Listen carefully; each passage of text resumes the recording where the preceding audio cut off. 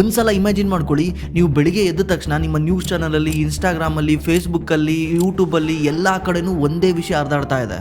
ಆ ವಿಷಯ ಏನು ಅಂದರೆ, ನಮ್ಮ ಇಂಡಿಯಾದ ಸೈಂಟಿಸ್ಟ್ಗಳು ನಮ್ಮ ದೇಶದಲ್ಲಿ ಈ ಕ್ರೂಡ್ ಆಯಿಲ್ನ ಡಿಸ್ಕವರ್ ಮಾಡಿದ್ದಾರೆ ಅಂತ. ಎಲ್ಲ ನ್ಯೂಸ್ ಚಾನಲ್ಗಳು ಈ ವಿಷಯನ ಸೆಲೆಬ್ರೇಟ್ ಮಾಡ್ತಿದ್ದಾರೆ. ಪೊಲಿಟಿಷಿಯನ್ಗಳು ಇದನ್ನ ಹಿಸ್ಟಾರಿಕ್ ಮೂಮೆಂಟ್ ಅಂತ ಕರೀತಾ ಇದ್ದಾರೆ. ಸೋಷಿಯಲ್ ಮೀಡಿಯಾದಲ್ಲಂತೂ ಎಲ್ಲರೂ ನಮ್ಮ ಇಂಡಿಯಾದ ಸುವರ್ಣ ಯುಗ ಸ್ಟಾರ್ಟ್ ಆಯ್ತು ಅಂತ ಪೋಸ್ಟ್ಗಳು ಆಗ್ತಾ ಇದ್ದಾರೆ. ಈಗ ಒಂದೇ ಸಲ ನಮ್ಮ ದೇಶಕ್ಕೆ ಈ ಆಯಿಲ್ ಇಂದ ಇಷ್ಟೊಂದು ದುಡ್ಡು ಬಂದ್ರೆ ನಮ್ಮ ದೇಶ ಏನ್ ಮಾಡುತ್ತೆ ಹೇಳಿ? ಆಬ್ವಿಯಸ್ಲಿ ಇದನ್ನ ಖರ್ಚು ಮಾಡುತ್ತೆ. ರೋಡ್ ಮಾಡಕ್ಕೆ, ಬಿಲ್ಡಿಂಗ್ ಕಟ್ಟಕ್ಕೆ, ಫ್ರೀ ಬೀಸ್ ಕೊಡಕ್ಕೆ, ಇದಕ್ಕೆಲ್ಲದಕ್ಕೂ ಖರ್ಚು ಮಾಡುತ್ತೆ. ಜನನು ಏನ್ ಕೇಳ್ತಾರೆ? ಜನ ದೇಶದಿಂದ ದುಡ್ಡು ಬರ್ತಾ ಇದೆಯಲ್ಲ, ಇದನ್ನ ಏನ್ ಮಾಡ್ತಿದ್ದೀರಾ, ನಮ್ಗೆ ಕೊಡಿ, ನಮ್ಮ ಅಕೌಂಟ್ಗೆ ಹಾಕಿ ಅಂತ ಕೇಳ್ತಾರೆ. ಬಟ್ ನೀವು ಹಿಸ್ಟ್ರಿನ ತೆಗೆದು ನೋಡಿದ್ರೆ ಈ ಆನ್ಸರು ಸಿಂಪಲ್ ಆಗಿಲ್ಲ. ಯಾಕಂದ್ರೆ ಆಯಿಲ್ ಸಿಕ್ಕ ಎಷ್ಟೋ ದೇಶಗಳು ಈಗಲೂ ಕೂಡ ಪರದಾಡ್ತಾ ಇದಾವೆ. ಬೆರಳೆಣಿಕೆ ಅಷ್ಟು ದೇಶಗಳು ಮಾತ್ರ ಆಯಿಲ್ ಇಂದ ಸುಖ ಪಡ್ತಿದಾವೆ. ಇನ್ನೆಲ್ಲ ಆಯಿಲ್ ನಂಬ್ಕೊಂಡಿದ್ದ ದೇಶಗಳ ಕತೆ ಇವತ್ತು ನೋಡಕ್ಕಾಗ್ತಾ ಇಲ್ಲ. ವೆನಿಜುಲಾ ಕತೆ ಏನಾಯ್ತು ಅಂತ ನಿಮ್ಗೆ ಗೊತ್ತಿದೆ. ಆದ್ರೆ ಸುಮಾರು 50 ವರ್ಷಗಳ ಹಿಂದೆ ಯುರೋಪ್ ಅಲ್ಲಿ ಒಂದು ಸಣ್ಣ ಕಂಟ್ರಿ ಇರುತ್ತೆ. ಆ ಕಂಟ್ರಿನಲ್ಲೂ ಕೂಡ ಆಯಿಲ್ ಸಿಗುತ್ತೆ. ಈ ಕಂಟ್ರಿ ಸೌದಿ ಅರೇಬಿಯಾ ಅಲ್ಲ, ದುಬೈ ಕೂಡ ಅಲ್ಲ. ಈ ಕಂಟ್ರಿ ಎಷ್ಟು ಸಣ್ಣದು ಅಂದ್ರೆ ಈ ಕಂಟ್ರಿಯ ಜನಸಂಖ್ಯೆ ಕೇವಲ 50 ಲಕ್ಷ ಇದೆ. ನಮ್ಮ ಬೆಂಗಳೂರಿಗಿನ್ನೂ ಸಣ್ಣ ಕಂಟ್ರಿ. ಈ ಕಂಟ್ರಿನಲ್ಲಿ ಆಯಿಲ್ ಸಿಕ್ಕಾಗ ಈ ಕಂಟ್ರಿ ನಡೆಸ್ತಿದ್ದ ಪೊಲಿಟಿಷಿಯನ್ಗಳು ಯೋಚನೆ ಮಾಡಿದ್ದೇನೆಂದ್ರೆ, ಈ ದುಡ್ಡನ್ನ ನಾವಿವತ್ತು ಖರ್ಚು ಮಾಡಬೇಕಾ ಅಥವಾ ನಮ್ಮ ಫ್ಯೂಚರ್ ಜನರೇಷನ್ಗೋಸ್ಕರ ನಾವು ಎತ್ತಿಡಬೇಕಾ ಅಂತ. ಆ ಕಂಟ್ರಿಯ ಲೀಡರ್ಸ್ಗಳು ತಗೊಂಡಿರೋ ಡಿಸಿಷನ್ ಇಂದ ಇವತ್ತು ಆ ಕಂಟ್ರಿಯ ಹಣೆ ಬರನೇ ಚೇಂಜ್ ಆಗಿದೆ. ಇವತ್ತು ಈ ಕಂಟ್ರಿ ಜಗತ್ತಿನಲ್ಲೇ ಅತಿ ದೊಡ್ಡ ಸಾವರಿಂಗ್ ವೆಲ್ತ್ ಫಂಡ್ ನ ಮ್ಯಾನೇಜ್ ಮಾಡ್ತಾ ಇದೆ. ಇದ್ರ ವ್ಯಾಲ್ಯೂ ಬಂದ್ಬಿಟ್ಟು $2 ಟ್ರಿಲಿಯನ್, ಅಂದ್ರೆ 180 ಲಕ್ಷ ಕೋಟಿ. ಅಷ್ಟೇ ಅಲ್ಲ, ನೀವೇನಾದ್ರೂ ಇವತ್ತು ಜಗತ್ತಿನಲ್ಲೇ ಅತಿ ಖುಷಿಯಾಗಿರೋ ಕಂಟ್ರಿ ಯಾವುದು ಅಂತ ಗೂಗಲ್ ಆಗಿ ಸರ್ಚ್ ಮಾಡಿದ್ರೆ ಅಲ್ಲೂ ಕೂಡ ಇದೇ ನೇಮ್ ಬರುತ್ತೆ. ಆ ಕಂಟ್ರಿ ನೇಮ್ ಯಾವುದು ಅಂದ್ರೆ ನಾರ್ವೆ. ಈ ನಾರ್ವೆ ಕೇಸ್ ಸ್ಟಡಿನ ಯಾರೋ ಒಬ್ಬ ರಾಜಕೀಯ ವ್ಯಕ್ತಿ ನೋಡ್ಬೇಕಾಗಿಲ್ಲ ನಮ್ಮ ದೇಶನ ಹೆಂಗ್ ಬೆಳೆಸಬೇಕು ಅಂತ. ಇದನ್ನ ನಮ್ಮಂತ ನಿಮ್ಮಂತ ನಾರ್ಮಲ್ ಜನಗಳು ನೋಡಬೇಕು. ಆಸ್ ಎ ದೇಶ ಹೆಂಗೆ ಆ ಫ್ಯೂಚರ್ ಜನರೇಷನ್ನ ಪ್ರೊಟೆಕ್ಟ್ ಮಾಡ್ತು, ನಾವು ಹೇಗೆ ನಮ್ಮ ಫ್ಯೂಚರ್ನ ಪ್ರೊಟೆಕ್ಟ್ ಮಾಡ್ಕೊಬೇಕು ಅಂತ. ಯಾಕಂದ್ರೆ ಈ ದೇಶ ಇನ್ವೆಸ್ಟ್ ಮಾಡಿರೋ ತರ ಜಗತ್ತಿನಲ್ಲಿ ಯಾವ ದೇಶ ಕೂಡ ಇನ್ವೆಸ್ಟ್ ಮಾಡಿಲ್ಲ. ಇವತ್ತು ಆ ದೇಶದ ಪ್ರತಿಯೊಬ್ಬರು ಕೂಡ ಖುಷಿಯಾಗಿ ಬದುಕ್ತಾ ಇದ್ದಾರೆ. ಹಾಗಾದ್ರೆ ಈ ದೇಶ ಅಂಥದ್ದು ಏನ್ ಮಾಡ್ತು? ನಾವು ಈ ದೇಶದಿಂದ ಏನೇನು ಕಲಿಬೋದು? ನಿಮಗೆ ಈ ನಾರ್ವೆ ಕೇಸ್ ಸ್ಟಡಿ ಯೂಟ್ಯೂಬಲ್ಲಿ ನೀವೆಲ್ಲಿ ಹುಡುಕಿದ್ರು ಸಿಗಲ್ಲ. ಇದನ್ನ ಖುದ್ದು ನಾವು ರಿಸರ್ಚ್ ಮಾಡಿರೋದು, ನಮ್ಮ ಟೀಮ್ ರಿಸರ್ಚ್ ಮಾಡಿರೋದು. ದಯವಿಟ್ಟು ಈ ವಿಡಿಯೋನ ಪೂರ್ತಿಯಾಗಿ ನೋಡಿ, ನಿಮಗೆ ಲೈಫ್ ಚೇಂಜಿಂಗ್ ಇನ್ಫಾರ್ಮೇಶನ್ ಸಿಗುತ್ತೆ.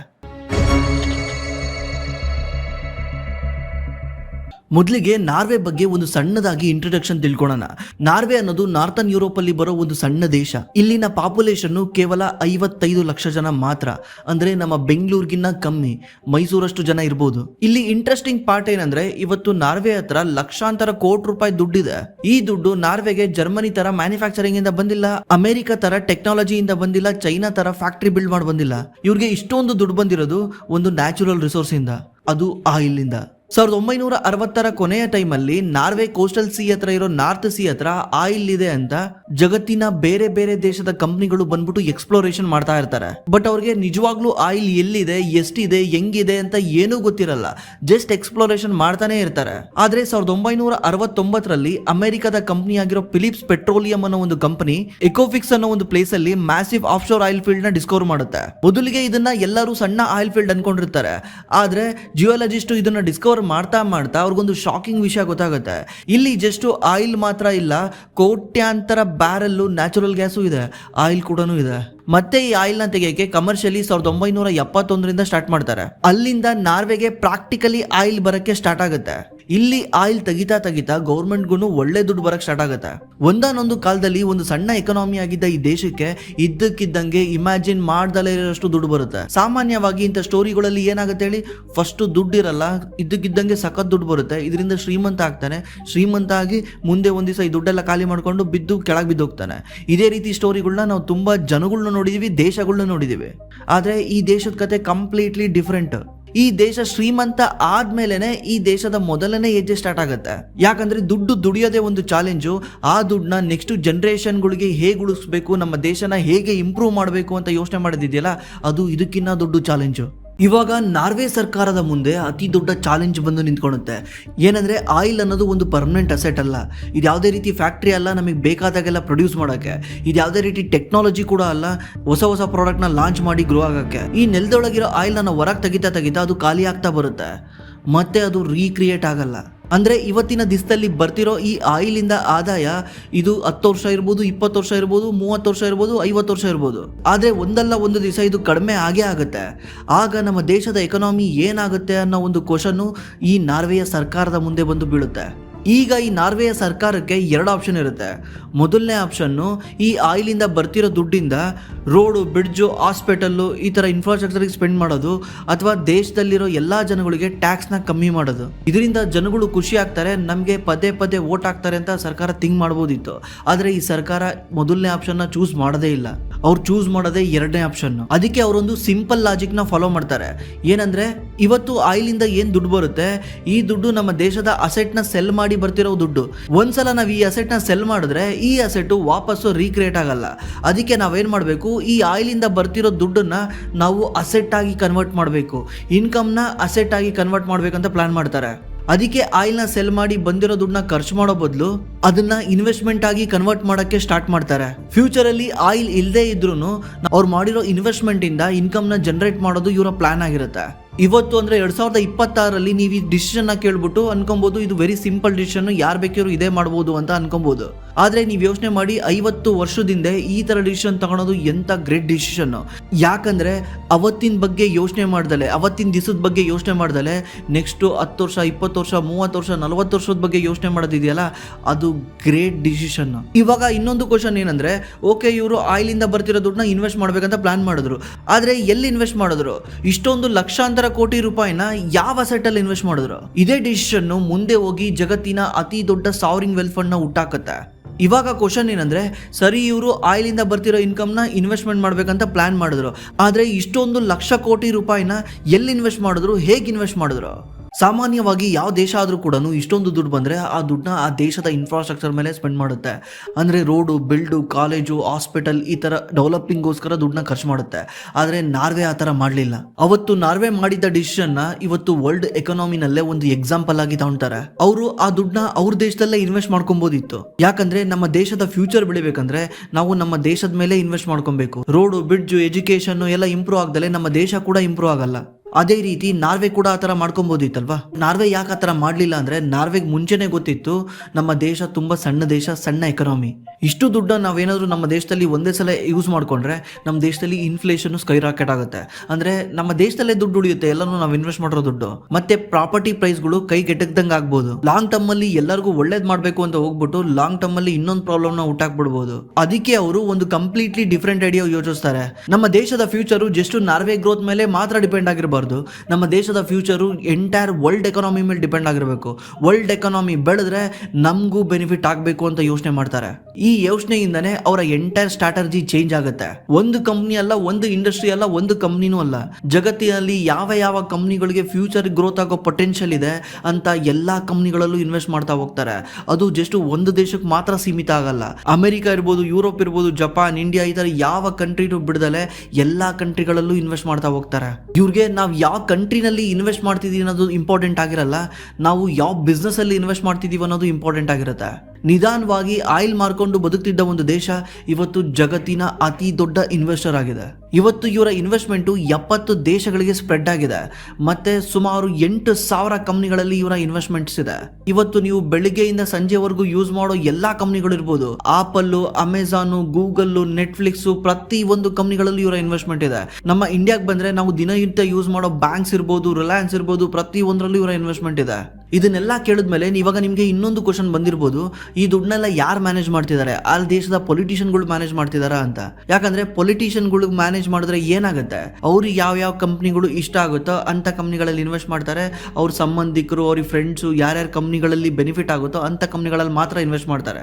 ಆದರೆ ನಾರ್ವೆ ಮಾತ್ರ ಈ ತರ ತಪ್ಪನ ಅವಾಗಲೇ ಮಾಡಕ್ ಬಿಡಲ್ಲ. ಆ ಪೊಲಿಟಿಷಿಯನ್ಗೂ ಈ ಫಂಡ್ಗೂ ಸಂಬಂಧನೇ ಇಲ್ದಂಗೆ ಮಾಡಾಕತ್ತೆ. ಪೊಲಿಟಿಷಿಯನ್ ಯಾವುದೇ ರೀತಿ ಶೇರ್ಸ್ನ ಬೈ ಸೆಲ್ ಮಾಡಂಗಿಲ್ಲ. ಅದಕ್ಕೆ ಸಪ್ರೇಟ್ ಪ್ರೊಫೆಷನಲ್ ಫಂಡ್ ಮ್ಯಾನೇಜರ್ನ ತಮ್ಮಂದು ಕುಂಡ್ರಿಸ್ತಾರೆ. ಈ ಫಂಡ್ ಮ್ಯಾನೇಜರು ಈ ನಾರ್ವೆ ವೆಲ್ತ್ ಫಂಡ್ ನ ಮ್ಯಾನೇಜ್ ಮಾಡ್ತಾ ಇರ್ತಾರೆ. ಹಾಗಿದ್ಮೇಲೆ ಪೊಲಿಟಿಷಿಯನ್ ಕೆಲಸ ಏನು? ದೇಶ ನಡೆಸೋಕ್ಕೆ ದುಡ್ಡು ಬೇಕು, ಅವ್ರಿಗೆ ಇಷ್ಟ ಬಂದಷ್ಟು ದುಡ್ಡನ್ನ ವಿಡ್ರಾ ಮಾಡ್ಬೋದಾ? ಇಷ್ಟ ಬಂದಷ್ಟು ದುಡ್ಡನ್ನ ವಿಡ್ರಾ ಮಾಡಿ ಅವ್ರಿಗೆ ಇಷ್ಟ ಬಂದಂಗೆ ಯೂಸ್ ಮಾಡ್ಕೊಬೋದಾ? ಇಲ್ಲ, ತಗೊಳಕ್ಕಾಗಲ್ಲ. ಯಾಕಂದ್ರೆ ನಾರ್ವೆನಲ್ಲಿ ಒಂದು ರೂಲ್ ಇದೆ. ಈ ರೂಲೇನೆ ನಾರ್ವೆಯ ಇವತ್ತು 170 ಲಕ್ಷ ಕೋಟಿ ಆಸ್ತಿಗೆ ಕಾರಣ ಆಗಿದೆ. ಆ ನಾರ್ವೆ ಮಾಡಿದ ರೂಲ್ಸ್ ಕೇಳಿದ್ರೆ ನಿಮ್ಗೆ ಇಷ್ಟೇನಾ ಅಂತ ಅನ್ಸುತ್ತೆ. ಬಟ್ ಇದೊಂದು ಸಿಂಪಲ್ ರೂಲೇನೆ ಇವತ್ತು ನಾರ್ವೆಯ 170 ಲಕ್ಷ ಕೋಟಿ ವರ್ಲ್ಡ್ ಪೋರ್ಟ್ಫೋಲಿಯೋನ ಮ್ಯಾನೇಜ್ ಮಾಡಕ್ಕೆ ಹೆಲ್ಪ್ ಮಾಡ್ತಾ ಇದೆ. ಇವ್ರು ಏನ್ ಮಾಡ್ತಾರೆ, ಆಯಿಲ್ ಇಂದ ಬರ್ತಿರೋ ದುಡ್ಡನ್ನ ಸರ್ಕಾರ ನಡೆಸಕ್ಕೆ ಯೂಸ್ ಮಾಡಲ್ಲ. ಆ ದುಡ್ಡನ್ನ ಏನ್ ಮಾಡ್ತಾರೆ, ಫಂಡ್ ಮ್ಯಾನೇಜರ್ ಕೈಲಿ ಕೊಟ್ಬಿಟ್ಟು ಇವರೊಂದು ಫಂಡ್ ನ ಬಿಲ್ಡ್ ಮಾಡ್ತಾ ಇರ್ತಾರೆ, ಅಂದ್ರೆ ಇನ್ವೆಸ್ಟ್ ಮಾಡಿಸ್ತಾ ಇರ್ತಾರೆ. ಈ ಫಂಡ್ ಮ್ಯಾನೇಜರ್ ನ ಕೆಲಸ ಏನಿರುತ್ತೆ, ಜಗತ್ತಿನ ಬೆಸ್ಟ್ ಕಂಪ್ನಿಗಳು ಅಂತ ಯಾವ್ಯಾವ ಇದಾವೆ ಆ ಕಂಪ್ನಿಗಳಲ್ಲೆಲ್ಲ ಇನ್ವೆಸ್ಟ್ ಮಾಡೋದು, ಮತ್ತೆ ಬಾಂಡ್ ಮಾರ್ಕೆಟ್ ಅಲ್ಲಿ ಇನ್ವೆಸ್ಟ್ ಮಾಡೋದು, ಮತ್ತೆ ಬೇರೆ ಬೇರೆ ಕಡೆ ಇನ್ವೆಸ್ಟ್ ಮಾಡೋದು. ಈ ಫಂಡ್ ಮ್ಯಾನೇಜರ್ಗೂ ಮತ್ತೆ ಪೊಲಿಟಿಷಿಯನ್ಗೂ ಒಬ್ರಿಗೊಬ್ರು ಸಂಬಂಧನೇ ಇರಲ್ಲ. ಈ ಫಂಡ್ ಇಂದ ಏನಾದ್ರು ದುಡ್ಡನ್ನ ಬಿಡಿಸ್ಕೊಳ್ಬೇಕಂದ್ರೆ ಮಾತ್ರ ಪೊಲಿಟಿಷಿಯನ್ಗಳಿಗೆ ರೈಟ್ಸ್ ಇರುತ್ತೆ, ಆದ್ರೆ ಎಷ್ಟು ಬೇಕಷ್ಟೇ ದುಡ್ಡನ್ನ ಬಿಡಿಸಂಗಿರಲ್ಲ. ಈ ಫಂಡ್ ಇಂದ ಏನ್ ಲಾಭ ಆಗುತ್ತಲ್ಲ ಅದರಲ್ಲಿ ಕೇವಲ 3% ಅಷ್ಟೇನೆ ಇವರು ವಿಡ್ರಾ ಮಾಡ್ಕೊಂಡು ಅವ್ರ ದೇಶನ ನಡೆಸಬೇಕಾಗಿರುತ್ತೆ. ಇನ್ನು ಉಳಿದಿರೋ ಲಾಭನ ಅಲ್ಲೇ ಬಿಟ್ಬಿಟ್ಟು ಗ್ರೋ ಮಾಡ್ಬೇಕಾಗಿರುತ್ತೆ. ಅಂದ್ರೆ ಒಂದು ಎಕ್ಸಾಂಪಲ್ ತಗೊಳ್ಳಿ, ನಾವು ಇನ್ವೆಸ್ಟ್ ಮಾಡಿ ಇವತ್ತು ನಮ್ಮ ಹತ್ರ 1 ಕೋಟಿ ರೂಪಾಯಿ ಪೋರ್ಟ್ಫೋಲಿಯೋ ಆಗಿದೆ, ಇನ್ವೆಸ್ಟ್ಮೆಂಟ್ ಆಗಿದೆ. ಈ ಇನ್ವೆಸ್ಟ್ಮೆಂಟ್ ಅಲ್ಲಿ ನಾವು ಕೇವಲ 3% ಅಷ್ಟೇನೆ ವರ್ಷ ವಿಡ್ರಾ ಮಾಡಬೇಕು. ಅಂದ್ರೆ 3 ಲಕ್ಷ ರೂಪಾಯಿ ಮಾತ್ರ ವಿಡ್ರಾ ಮಾಡಬೇಕು. ನಾಳೆ ಒಂದ್ ದಿವಸ ಏನಕ್ಕೋ ಜಾಸ್ತಿ ದುಡ್ಡು ಬೇಕು, ಅದಕ್ಕೆ ದುಡ್ಡು ಬೇಕಂದ್ರೆ ಯಾವುದೇ ಕಾರಣಕ್ಕೂ ವಿಡ್ರಾ ಮಾಡಂಗಿಲ್ಲ. ಪಾರ್ಲಿಮೆಂಟಲ್ ರೂಲ್ಸ್ ಇದೆ. ಇದರಿಂದ ಪೊಲಿಟಿಷಿಯನ್ಗಳು ಅವ್ರಿಗೆ ಇಷ್ಟ ಬಂದಿರೋಷ್ಟು ದುಡ್ಡನ್ನ ಈ ವೆಲ್ತ್ ಫಂಡ್ ಇಂದ ವಿಡ್ರಾ ಮಾಡಕ್ ಆಗಲ್ಲ. ಆಕ್ಚುಲಿ ಇವತ್ತು ಈ ಫಂಡ್ ಇಷ್ಟೊಂದು ಗ್ರೋ ಆಗಕ್ಕೆ ಕಾರಣ ಆಯಿಲ್ ರೆವಿನ್ಯೂ. ಬಟ್ ಇವತ್ತು ನಾರ್ವೆ ಪರಿಸ್ಥಿತಿ ಹೆಂಗಿದೆ ಅಂದ್ರೆ, ನಾರ್ವೆಗೆ ಆಯಿಲ್ ಇನ್ಕಮ್ ಬೇಕೇ ಆಗಿಲ್ಲ. ಇವತ್ತು ನಾರ್ವೆ ಹತ್ರ ಈ ಫಂಡ್ ಇಂದ ಬರೋ ದುಡ್ಡೇನೆ ಜಾಸ್ತಿ ಇದೆ. ಇದರಿಂದನೇ ದೇಶ ನಡೀತಾ ಇದೆ. ನಾರ್ವೆಗೆ ಈ ರೂಲ್ ಮಾಡೋದು ತುಂಬಾ ಈಸಿ, ಆದ್ರೆ ಫಾಲೋ ಮಾಡೋದು ತುಂಬಾ ಕಷ್ಟ. ಯಾಕಂದ್ರೆ 30-40 ವರ್ಷದಿಂದ ಸೇಮ್ ಲಾಜಿಕ್ ನ ಸೇಮ್ ರೂಲ್ಸ್ ನ ಫಾಲೋ ಮಾಡ್ಕೊಂಡ್ ಬರೋದಂದ್ರೆ ತುಂಬಾ ಕಷ್ಟ. ಇನ್ವೆಸ್ಟ್ಮೆಂಟ್ ಅಲ್ಲಿ ಯಾವಾಗಲೂ ಪ್ರಾಫಿಟೇ ಬರಲ್ಲ. ಒಂದೊಂದ್ಸಲ ಇನ್ವೆಸ್ಟ್ಮೆಂಟ್ ಮಾಡಿದಾಗ ಲಾಸ್ ಕೂಡ ಆಗುತ್ತೆ. ಅಂದ್ರೆ ನೀವು 100 ರೂಪಾಯಿ ಇನ್ವೆಸ್ಟ್ ಮಾಡಿದ್ರೆ ಅದು 90 ರೂಪಾಯಿಗೂ ಬರುತ್ತೆ, 80 ರೂಪಾಯಿಗೂ ಬರುತ್ತೆ. ಆಗ ಇದನ್ನೆಲ್ಲ ಕಂಟ್ರೋಲ್ ಮಾಡೋಕ್ಕೆ ಕಂಪ್ಲೀಟ್ಲಿ ಎಮೋಷನಲಿ ಪವರ್ ಬೇಕಾಗುತ್ತೆ. ಯಾಕಂದ್ರೆ 2008ರಲ್ಲಿ ಅಮೆರಿಕದಲ್ಲಿ ಒಂದು ಅತಿ ದೊಡ್ಡ ಕ್ರೈಸಿಸ್ ಆಗುತ್ತೆ. ಅದನ್ನೇ ಗ್ಲೋಬಲ್ ಫೈನಾನ್ಷಿಯಲ್ ಕ್ರೈಸಿಸ್ ಅಂತ ಕರೀತಾರೆ. ಇದನ್ನ ಹೌಸಿಂಗ್ ಬಬಲ್ ಬಸ್ಟ್ ಅಂತ ಕೂಡ ಕರೀತಾರೆ. ಅಂದ್ರೆ ಆ ಟೈಮಲ್ಲಿ ಅಲ್ಲಿನ ರಿಯಲ್ ಎಸ್ಟೇಟ್ ಜಾಸ್ತಿ ಮೇಲೋಗಿ ಅಲ್ಲಿಂದ ಕ್ರಾಶ್ ಆಗಿತ್ತು. ಇದರಿಂದ ಸ್ಟಾಕ್ ಮಾರ್ಕೆಟ್ ಕೆಳಗೆ ಬಂದಿತ್ತು. ಯಾಕಂದ್ರೆ ಈ ರಿಯಲ್ ಎಸ್ಟೇಟ್ ಕಂಪ್ನಿಗಳಿಗೆ ಲೋನ್ ಕೊಟ್ಟಿದ್ದ ಬ್ಯಾಂಕ್ಗಳು ಮುಳುಗ್ತಾ ಬಂದಿದ್ವು. ಇದರಿಂದ ಎಂಟೈರ್ ಸ್ಟಾಕ್ ಮಾರ್ಕೆಟೇ ಕ್ರಾಶ್ ಆಗಿತ್ತು. ಇದನ್ನ ನಾರ್ವೆ ಕೂಡ ಅನುಭವಿಸುತ್ತೆ. ನಾರ್ವೆಯ ಪೋರ್ಟ್ಫೋಲಿಯೋ ಕೂಡ 2008ರಲ್ಲಿ ಸುಮಾರು 23% ಡೌನ್ ಆಗಿರುತ್ತೆ. ಅಂದ್ರೆ ಸುಮಾರು 633 ಬಿಲಿಯನ್ ನಾರ್ವೆನ್ ಕ್ರೋನರ್. ಇದನ್ನ ಇಂಡಿಯನ್ ರುಪಿ ಕನ್ವರ್ಟ್ ಮಾಡಿದ್ರೆ ಸುಮಾರು 5.3 ಲಕ್ಷ ಕೋಟಿ. ಇಷ್ಟು ದುಡ್ಡು ಕೇವಲ 1 ತಿಂಗಳು 2 ತಿಂಗಳಲ್ಲೇ ಕೆಳಗೆ ಬಂದಿರುತ್ತೆ. ಆಗ ನಾರ್ವೆ ಗೌರ್ಮೆಂಟ್ಗೆ ಸಾಕಷ್ಟು ಪ್ರೆಷರ್ ಬಂದಿರುತ್ತೆ. ಮಾರ್ಕೆಟ್ನ ಬೀಳ್ಬೇಕಾದ್ರೆ ಈ ಫಂಡ್ನ ಎಕ್ಸಿಟ್ ಮಾಡಿ ಇನ್ನೂ ಬೀಳೋದ್ರಿಂದ ಬಚಾವಾಗಬೇಕಾ ಅಥವಾ ಇನ್ನೂ ಹೊಸದಾಗಿ ಇನ್ವೆಸ್ಟ್ ಮಾಡಬೇಕಾ ಅಂತ. ಯಾಕಂದ್ರೆ ಈ ದುಡ್ಡಿಂದ ದೇಶದ ಎಕಾನಮಿ ನಡೀತಿರುತ್ತೆ. ಆ ಟೈಮಲ್ಲಿ ಈ ದುಡ್ಡನ್ನ ಮ್ಯಾನೇಜ್ ಮಾಡೋದು ಇಂಪಾಸಿಬಲ್, ಅಷ್ಟು ಸುಲಭ ಅಲ್ಲೇ ಅಲ್ಲ. ಇಂಥ ಪ್ಯಾನಿಕ್ ಸಿಚುವೇಶನ್ ಅಲ್ಲಿ ಮೈಂಡ್ ಸೆಟ್ ಹೆಂಗಿರುತ್ತೆ ಯೋಚನೆ ಮಾಡಿ. ಜಸ್ಟ್ ಒಂದು ಕೆಲಸ ಕಳ್ಕೊಂಡ್ರೆ ಬಿಸ್ನೆಸ್ ಅಲ್ಲಿ ಅಪ್ಸ್ ಅಂಡ್ ಡೌನ್ಸ್ ಆದ್ರೇನೆ ನಾವು ತಡ್ಕೊಳಲ್ಲ.